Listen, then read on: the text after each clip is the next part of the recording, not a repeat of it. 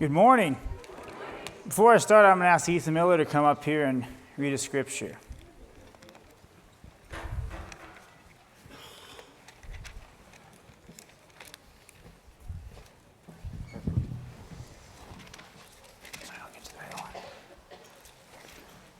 Turn to 1 Samuel chapter 8.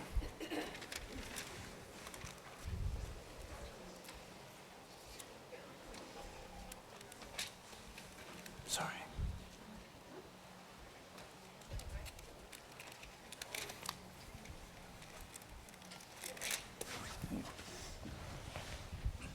All right, we'll start in verse 4.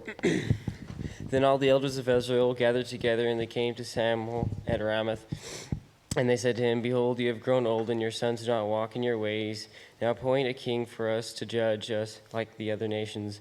But this thing was displeasing in the sight of Samuel, when they said, Give us a king to judge us. Then Samuel prayed to the Lord, and the Lord said to Samuel, Listen to the voice of the people in regard to all that they say to you, for they have not rejected you, but they have rejected me from being king over them. Like all the deeds which they have done since the day that I brought them out from Egypt, even to this day, in that they have forsaken me and served other gods, so they are doing to you also. Now listen to their voice, however, you shall solemnly warn them and tell them of the procedure of the king who will reign over them. So Samuel spoke all the words of the Lord to the people who had asked him for a king. And the people said, This thing will be the procedure of the king who will reign over you, and he will take your sons and place them for himself in his chariots and among his horsemen, and they will run before his chariots, and he will appoint himself commanders of thousands and fifties, and some to do his plowing and to reap his harvest, and to make his weapons of war and equipment for his chariots. He will also take your daughters as for perfumers and cooks and bakers, and he will take the best of your fields and your vineyards and the olive groves, and give them to his servants. And he will take a tenth of your seed and of your vineyards, and give to his officers and his servants. He will also take your male servants and your female servants, and your best young men and your donkeys, and use them for his work. He will also take a tenth of your flocks, and you yourselves will become his servants. Then you will cry out in that day because of your king, whom you have chosen for yourselves, but the Lord will not answer you in that day. Nevertheless, the people refused to listen to the voice of Samuel, and they said, No, but there shall be a king over us, that we may also be like all the other nations, that our king may judge us and go out before us and fight our battles.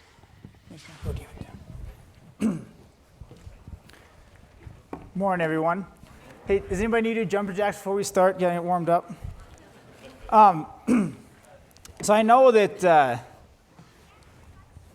the question is that I have is, who is your king? I know that's kind of a question that's, it's easy. Oh, yeah, everybody's saying, oh, Jesus is our king, and it's kind of like saying, what's your favorite type of meat? And beef is obviously the correct answer there. Let's turn back to Exodus chapter 3.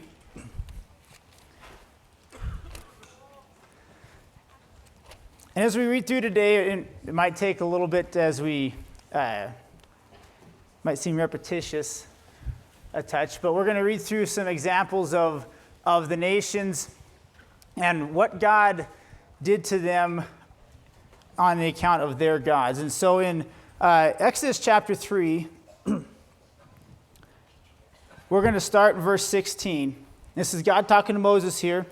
And he says, Go and gather the elders of Israel together and say to them, The Lord, the God of your fathers, the God of Abraham, Isaac, and Jacob, has appeared to me, saying, I am indeed concerned about you and what has been done to you in Egypt. So I said, I will bring you up out of the affliction of Egypt to the land of the Canaanite, the Hittite, the Amorite, the Perizzite, the Hivite, the Jebusite, to the land flowing with milk and honey. And they will pay heed to what you say. They'll pay heed to what you say, and you with the elders of Israel will come to the king of Egypt, and you will say to him, The Lord, the God of the Hebrews, has met us. So now please let us go 3 days' journey into the wilderness, so that we may sacrifice to our Lord, our God. but I know that the king of Egypt will not permit you to go except under compulsion. So I will stretch out my hand and strike Egypt with all my miracles, which I shall do in the midst of it, and after that he will let you go. Now I will grant this people favor in the sight of the Egyptians, so that when you go, you will not go empty-handed, but every woman shall ask of her neighbor, and every woman who lives in her house, of articles of silver and articles of gold, clothing, and you will put them on your sons and your daughters. Thus you will plunder Egypt. So when God is telling Moses, and it seems like it's a pretty easy thing to go forward and do. God's going to let Egypt go, and it's pretty smooth sailing, it looks like at this point. But when God's saying there is that he's not going to let you go except under compulsion. Now, we need to make a point before we continue on. Let's turn over 4 chapters to chapter 7 of Exodus. And this is when Aaron's rod becomes a serpent here. In chapter 7 of Exodus, verse 8, it says, Now the Lord spoke to Moses and Aaron, saying, When Pharaoh speaks to you, saying, Works a miracle, then you will say to Aaron, Take your staff and throw it down before Pharaoh, that it may become a serpent. So Moses and Aaron came to Pharaoh, and thus they did just as the Lord had commanded. And Aaron threw his staff before Pharaoh and his servant, and it became a serpent. And Pharaoh also called for the wise men and sorcerers, and the magicians of Egypt did the same with their secret arts. Each one of them threw down his staff, and it turned into a serpent. But Aaron's staff swallowed up their staves. Yet Pharaoh's heart was hardened, and he did not listen to them, as the Lord had said. So this Hebrew word for hardened here, it doesn't mean that God made Pharaoh do this. Okay, this Hebrew word for hardened is strengthening. So he's strengthening Pharaoh's heart. How Pharaoh's heart already was, the condition already was, he's just strengthening it. He's not making Pharaoh do something that he doesn't want to do. It's not like Pharaoh is this righteous guy and, I was going to let the people go, but God is forcing him to do evil. So it's important as we go through this and as we talk about the other nations and the gods and everything today, is that they're not forced to do this. It's what's in his heart already, and God's just strengthening that. Turn over to chapter 12. Jeff Eckerly gave me one of these things and bet me $5 that I couldn't eat it while I was up here, so I'm going to see if I can accomplish that. Exodus chapter 12. He also said I could do it pretty throughout the message, so I don't have to sit here and just eat it all in front. I can kind of go as you're turning pages there. So, Exodus 12, verse 12. Now notice how God, what he says here in verse 12, it says after there's been 9 plagues in Egypt already, and there's a 10th plague is coming. And in verse 12, he says, Though, for I will go through the land of Egypt on that night and strike down all the firstborn of the land of Egypt, both man and beast, and against all the gods of Egypt I'll execute judgment. I am the Lord. When you go through the 10 plagues, each of the plague at least dealt with one god of Egypt. And sometimes there are multiple. Okay, so God is attacking the gods of Egypt here. Okay, it's not necessarily that, the people are wicked too, but the gods of Egypt is what he's attacking. And the people are going to receive the judgment as well. Turn over to 2 Kings chapter 18.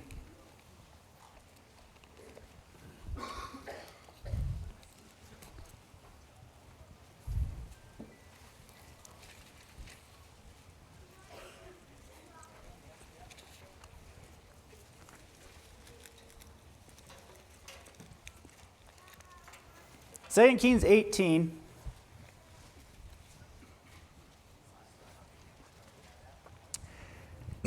And we see here that the king of Assyria is mocking the Lord. And we start in verse 29. And Hezekiah is the king of Judah. At this time, this is when the kingdoms were split. Northern kingdom was Israel. The southern kingdom was Judah. And in verse 29, it says, "Thus says the king, do not let Hezekiah deceive you, for he will not deliver you from my hand, nor let Hezekiah make you trust in the Lord, saying, the Lord will surely deliver us. And this city shall not be given into the hand of the king of Assyria. Do not listen to Hezekiah, for thus says the king of Assyria, make your peace with me and come out to me and eat each of his vine, each of his fig tree, and drink each of his water of his own cistern, until I come and take you away to the land like your own, and a land of grain and new wine, and a land of bread and vineyards, and land of olive trees and honey, that you may live and not die. But do not listen to Hezekiah when he misleads you, saying, the Lord will deliver us. Has any of the gods of the nations delivered his land from the hand of the king of Assyria? So when he is, two more verses here, getting ahead of myself.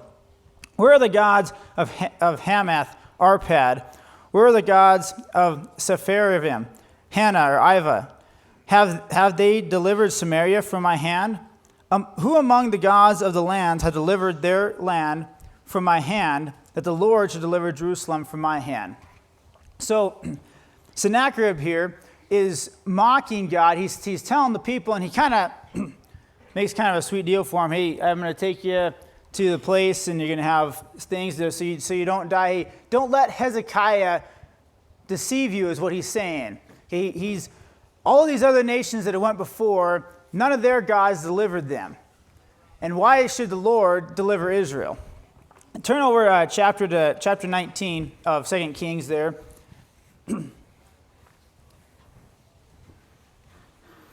In verse 32, this is after Hezekiah prays. He talks to Isaiah, and Hezekiah prays to God. And in verse 32 of 2 Kings 19, it says, therefore, thus says the Lord concerning the king of Assyria, he shall not come to this city or shoot an arrow there, neither shall he come before it with a shield, nor throw up a mound against it.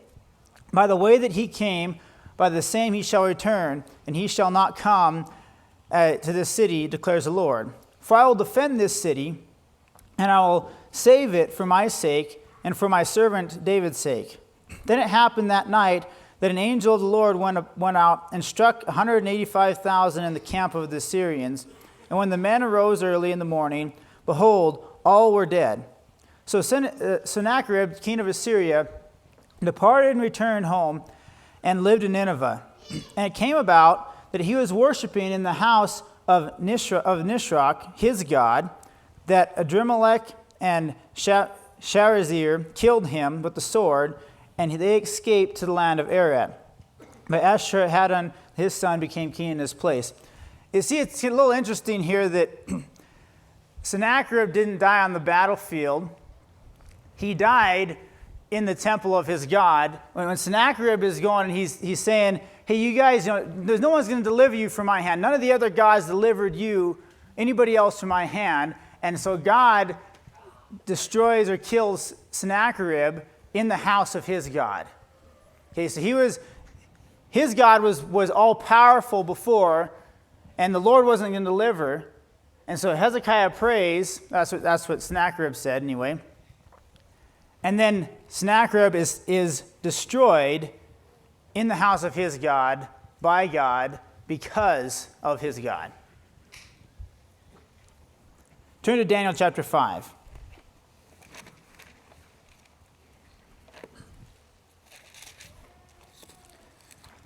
Daniel chapter 5. This is after the captivity, and after Nebuchadnezzar, and Daniel's an old man at this time, and we all kind of know this story, but in Daniel chapter 5, verse 1, Belshazzar, the king, held a great feast for 1,000 of his nobles, and he was drinking wine in the presence of 1,000. And when Belshazzar tasted the wine and gave orders to bring the gold and silver vessels which Nebuchadnezzar, his father, had taken out of the temple which was in Jerusalem, in order that the king and his nobles and his wives and his concubines might drink from them, Then they brought out the golden vessels, and they had taken out of the temple of the house of God, which was in Jerusalem, and the kings and his nobles and his wives and his concubines drank from them. They drank the wine and praised the gods of gold and silver and bronze and iron and wood and stone. And suddenly a finger of a man's hand emerged and began writing opposite the lampstand on the plaster of the wall in the king's palace. And the king saw the back of the hand and that writing that it did. And skip on down to verse 22. We go through all this thing that he calls in Daniel. Well, he calls in all his wise men first, but then no one can give him the inscription or the translate it. And so Daniel comes in, and we get down to verse 22. He says, "Yet you, his son," and Daniel gives the explanation of how Nebuchadnezzar was raised up, and whoever he wanted to kill, he killed, and whoever he didn't, and so on. And in verse 22, he says, "And you, his son, Belshazzar, have not humbled your heart, even though you knew all this, but you exalted yourself against the Lord of heaven, and they have brought out the vessels of his house before you, and you and your nobles and your concubines have been drinking wine from them, and you praise the gods of silver and gold and bronze and iron and wood and stone, which do not see, hear, or understand, but the God in whose hand they are your life breath, and your ways you have not glorified." And if we read on down a little further, we see that night the Medes and the Persians overtook Babylon. So again, we see the Babylonians fall on account of their God. They fell because it wasn't just, now notice on all these things here, Egypt or Syria or Babylon, it doesn't just say that they were kind of coexisting and doing their own thing, and the Jews were over here doing their thing, and it was all fine and dandy. It specifically says that they went against the Lord. So, and no matter what people say, false doctrines, which really is worshiping a false god, never can coexist with the truth. Yeah, they might last for a while, but they hate the truth. They're always against the true God. Turn back to 2 Kings 17.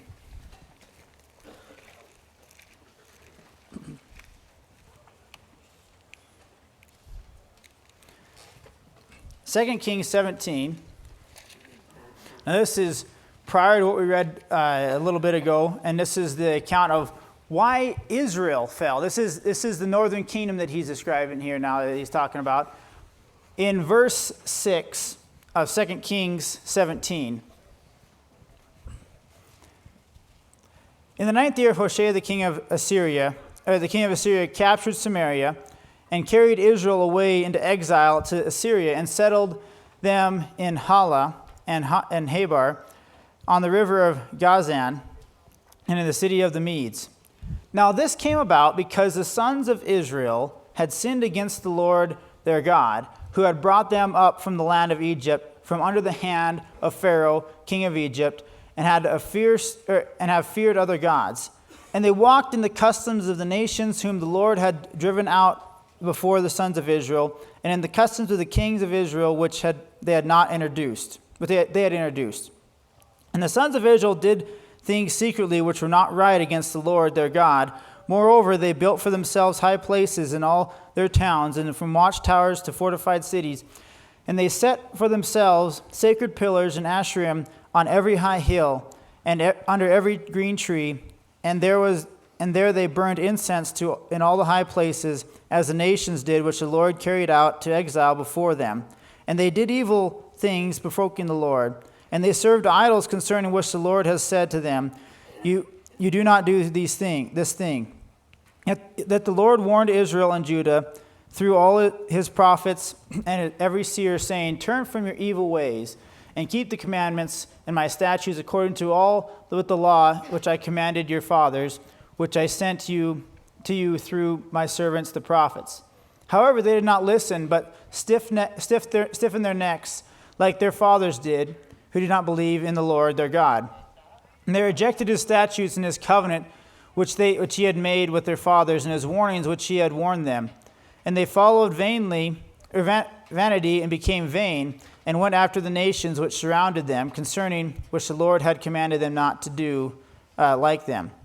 They forsook all the commandments of the Lord their God, and made for themselves molten images, even 2 calves, and made Asherah, and worshipped all the hosts of heaven, served Baal.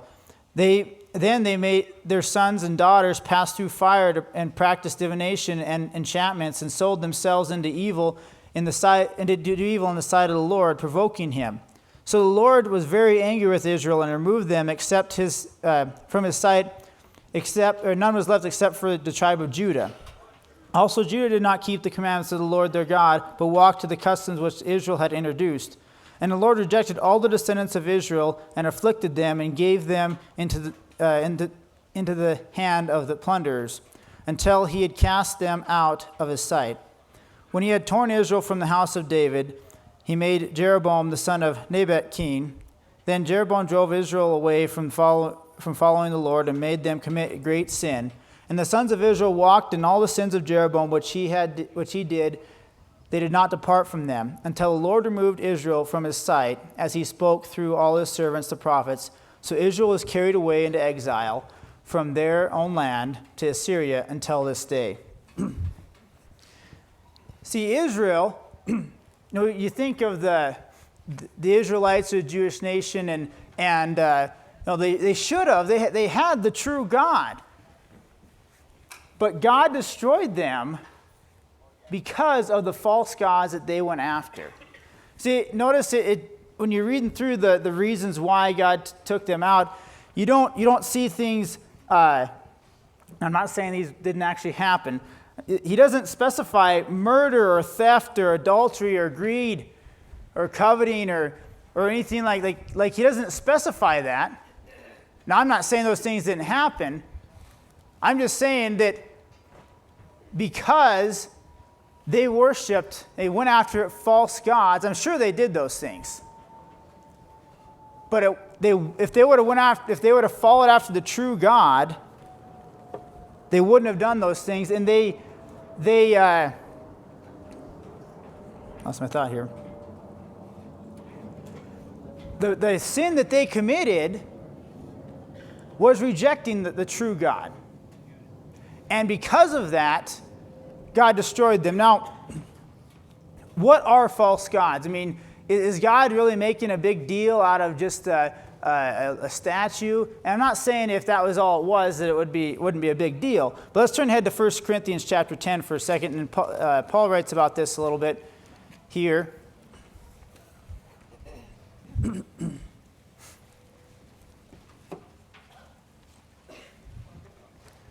1 Corinthians chapter 10. We're going to start in verse 18. And Paul writes, "Look at the nation of Israel. Are those who eat sacrifices sharers in the altar? What do I mean then?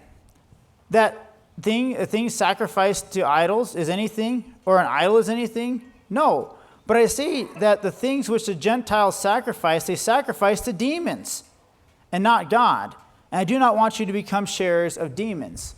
Now, it is true that it's rebellion against what God says to worship an idol, but it's not just merely an idol that they're worshiping.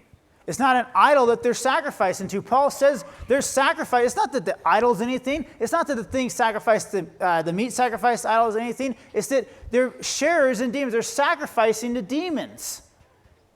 The false gods that they're sacrificing to are demons. Those who rebelled against God. Now, when back in Exodus chapter 12, verse 12, when God said, "I'm going to execute the judgment against Egypt and against its gods," okay? So, and we even read in 2 Kings 17, where Israel, they worshiped the hosts of heaven, and they had Asherim underneath all the trees and so on. All the false gods are, you could say, are really fallen angels.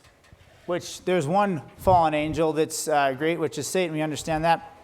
And really, you're really worshiping Satan. There's not like, well, I'm not worshiping Satan, but I'm not worshiping God. I'm kind of in between. There's no in between. You're either worshiping God or you're worshiping Satan.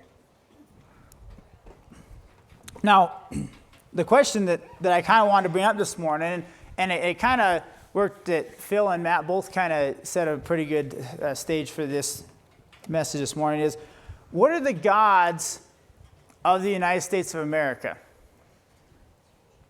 You know, we kind of get the idea that maybe America's good. You know, we're not that bad. We're not like the nations. We're not like the Israelites who worship different gods, or even, you know, they sacrificed their children. Well, do we sacrifice our children as a whole? I'm not saying everybody, but as a whole, does America sacrifice their children today to the God of freedom and my body, my choice?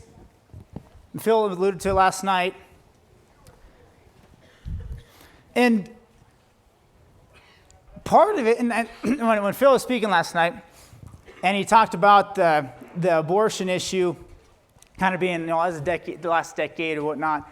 And in some ways, I had to kind of rethink of how big a stance I've made on it recently, or how maybe a little, because sometimes you kind of think, well, you know, we kind of beat that horse a little bit, and some of those thoughts maybe get in your mind, you know, but they shouldn't, you know. So let's put it this way. So I could say that I'm a father of 7, but you only see 3 kids over there, okay? Now, why when people ask how many kids you have, I'll say 3 kids. But actually, I have 7 kids.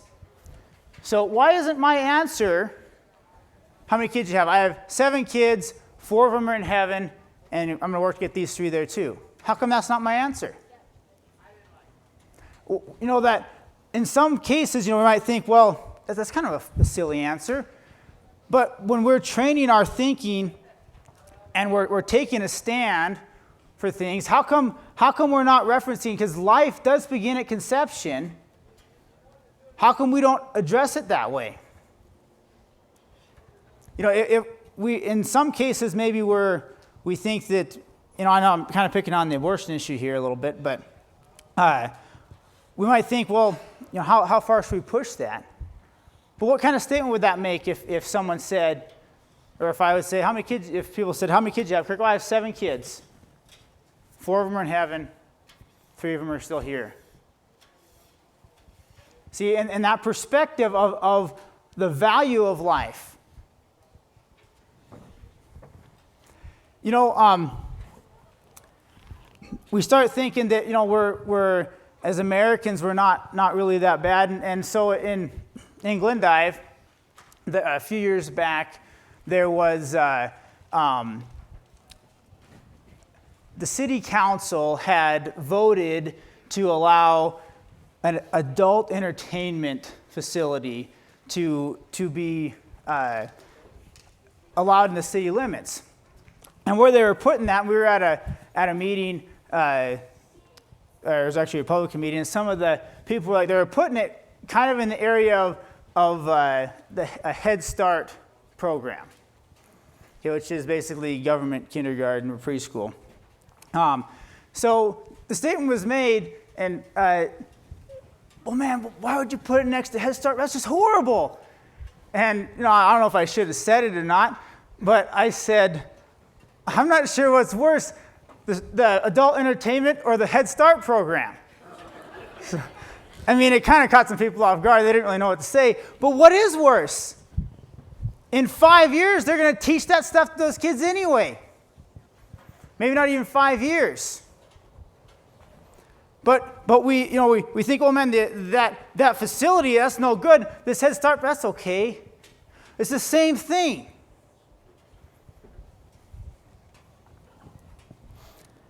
You know, nationalism isn't righteousness. and please don't take this the wrong way. I appreciate the men and women who have fought for our nation's freedom. Okay?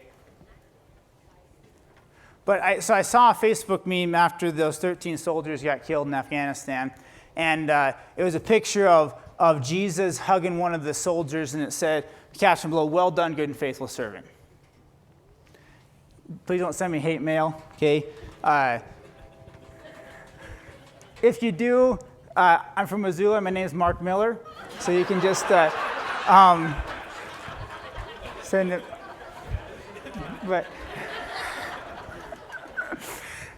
okay. I'm not sure if that was correct. In fact, if I was a betting man, I might say that all 13 of those guys are in hell. Now, I'm not saying that to be mean, but as Americans, we get the idea that our guys are righteous and their guys are the dirtbags and they're in hell and our guys are in heaven. All of our soldiers are in heaven right now. Is that's the idea that is portrayed. But that's not true. I'm not even going to say it's most likely not true, because it's not true. Not all. I'm not saying that there couldn't have been a soldier that was righteous in there, or I'm not saying there hasn't been a soldier that has died that wasn't righteous. I'm not saying that. I'm just saying we associate righteousness with Americanism and unrighteousness with everybody we battle against. What do you think about, like, so does that mean the Germans, if we did fight the Germans, but, so when they're, does that mean there was nobody that was a Christian that died on the other side? I'm not saying there was, but that's the way we think, because we tie our freedom, we tie our nationalism into, well, we're a godly nation, right? Turn to Psalms. Psalm 31.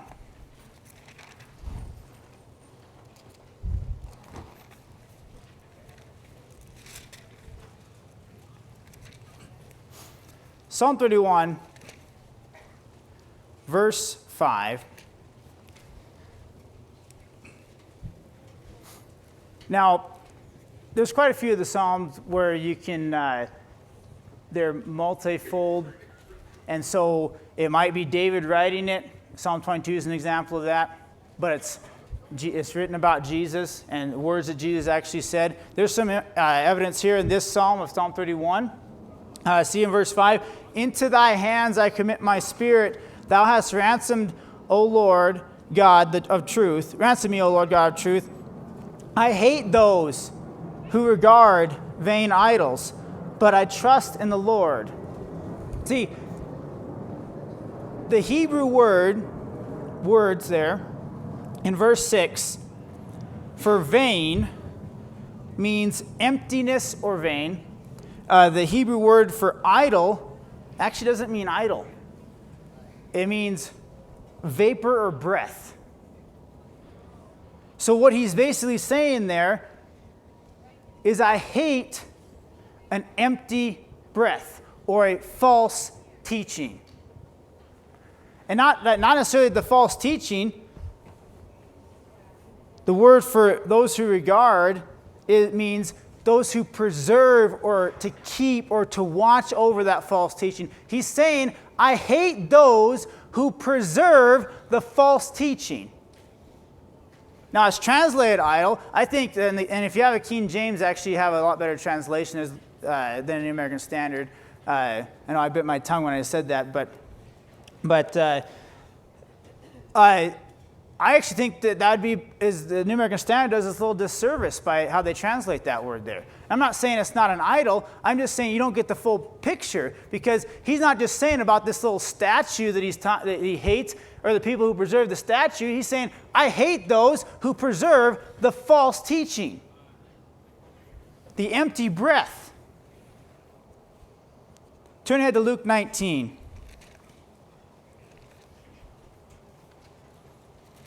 Did Jesus have to deal with that? Luke 19.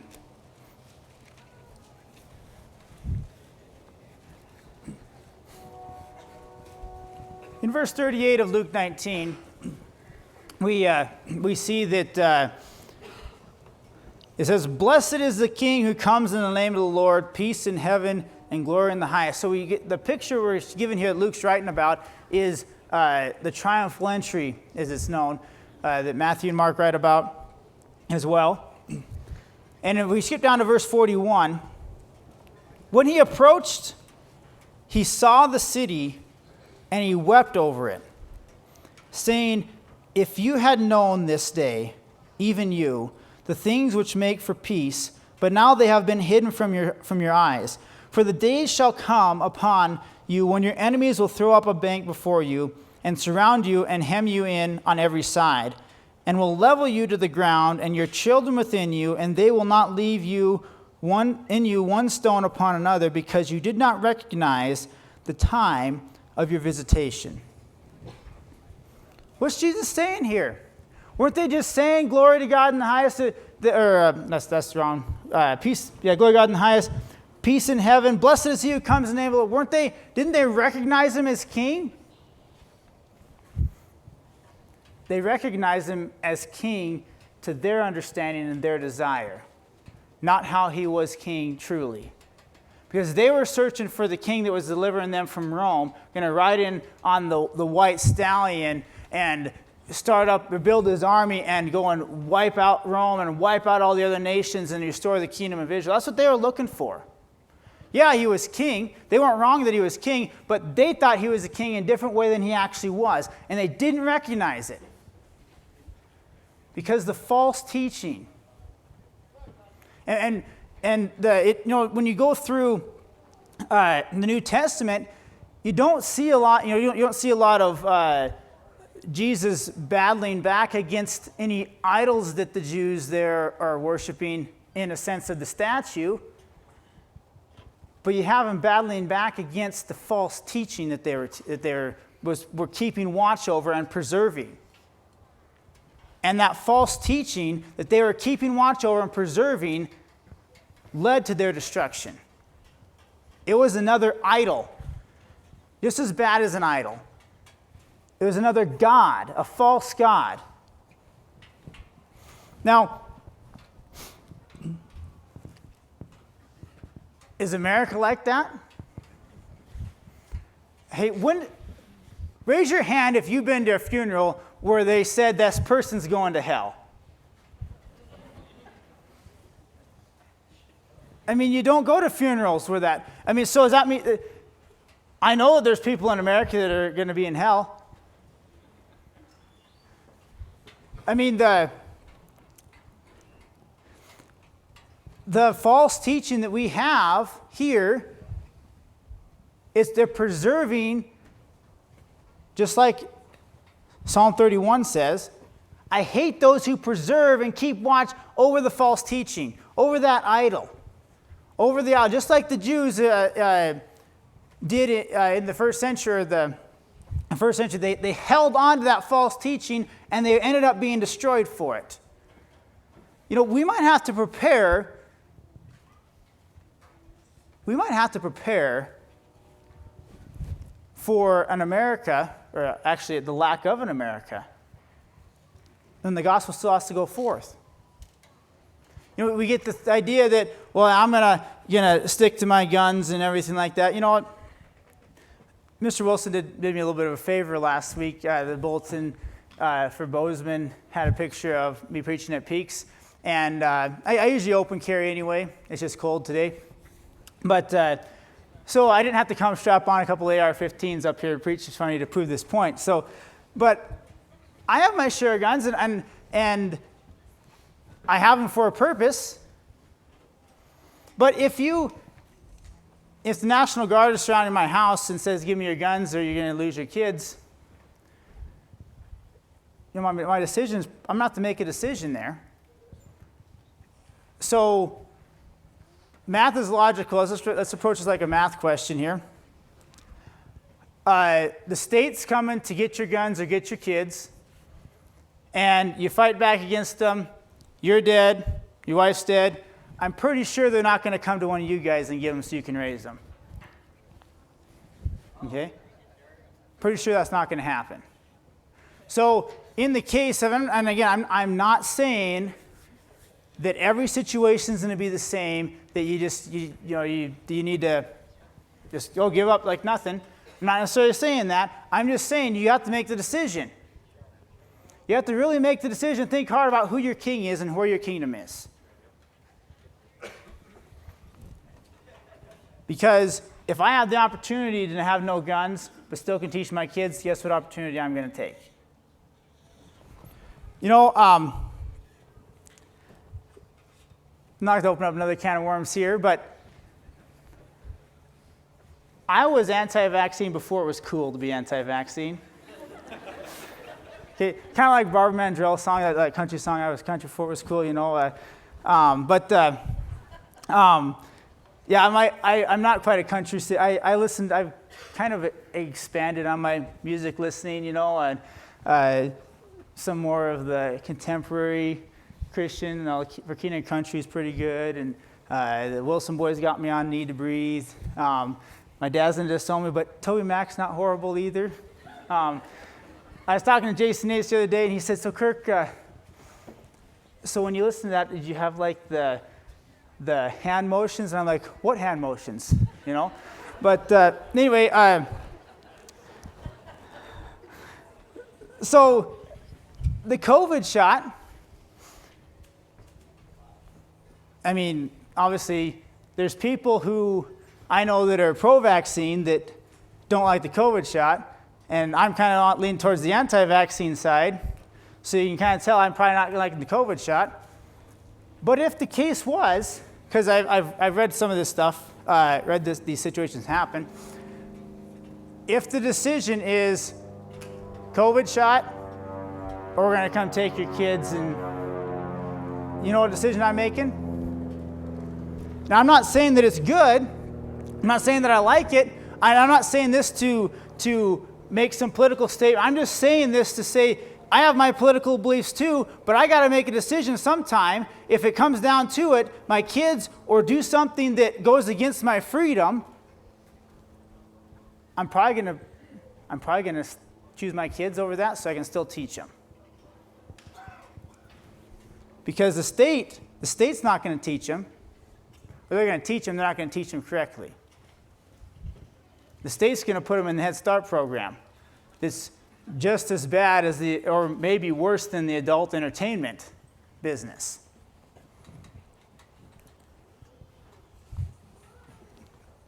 The beast is making war with the saints. Now, if you haven't checked it out before, Luke Wilson has a pretty good set of notes on the revelation of Jesus Christ. Everybody, when they talk about, everybody asks about those books, and they tout, I love this book, whatever, so I can do this a little bit here. Luke is probably has one of the best explanations that I've seen on the deal, so if you get a chance, I think it's on newcreation.us, go take a look at that. The beast's purpose is to make war with the saints. The governments of the world hate us because they're controlled by Satan. Turn to Romans chapter 12. A couple more verses here. I could pull a Matt Hartford and say, one more verse, maybe another. Romans chapter 12. Verse 18, Paul writes, he says, if possible, so far as it depends on you, be at peace with all men. Okay, I understand that it might be sometimes impossible to be, the beast system might just come down and they might take the guns and my kids as well. I'm not saying that's not an option or it's not a possibility. But as far as it's that I have control over, I'm going to try and live at peace with the government, if you will say.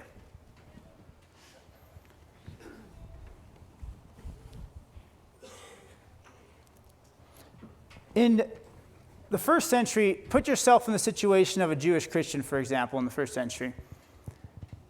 Everything that they knew, their nation, was going to be destroyed. And the writer of Hebrews writes to them to encourage them through this. But turn over to John chapter 21. And Jesus asked Peter a question. We know Peter, the passion that Peter had, and he was ready to destroy those people coming to arrest Jesus. He cut off Malchus's ear and so on, and he said, Lord, even if I have to die, I'm not going to go. I'm not going to fall away. I'm going to die with you. And Jesus said, you're going to deny me 3 times and so on. And the misunderstanding that they had about, they weren't as bad as everybody else, but they still had some misunderstanding about the nation of Israel. Notice what Jesus says here after this, after Peter kind of makes his move, so to speak. John 21, verse 15. After he was resurrected here, it says, so when they had finished breakfast, Jesus said to Simon Peter, Simon, son of John, do you love me more than these? And he said to him, yes, Lord, you know that I love you. And he said to him, tend my lambs. Now, there's more to this I'm not going to cover, because he can go and cover the why he asked 3 questions and all that good stuff. But he asked him a question. He said, do you love me more than these? Now, the these could probably mean a few different things, but I'm assuming that the then these probably referred to his nation or what he'd been taught about the Messiah coming and saving him from Rome. I think that's probably was included. Are these physical things, do you love me more than these, Peter? And I guess we probably should ask ourselves the question, do we love, it's easy to say, do we love Jesus more than this? Are we willing to go through the same thing, maybe not quite as extreme, but as a first century Jewish Christian was, and I don't even like that term, the Christians that used to be Jews, it should be. Are we willing to go through that? Because it's possible that we might have no America. Are we just going to give up then? Or are we going to have a gospel to preach still? Are we going to prepare? Because really, there's persecution, and that's true. But this is a time of peace right now. We're not being held at gunpoint yet.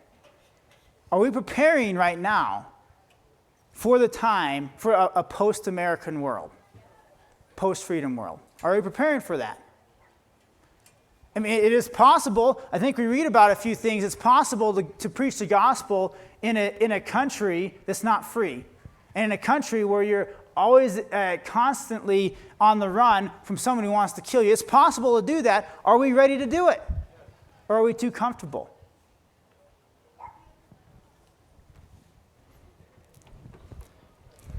Peacetime is for preparation. Do we love God more than our comfort? Thank you.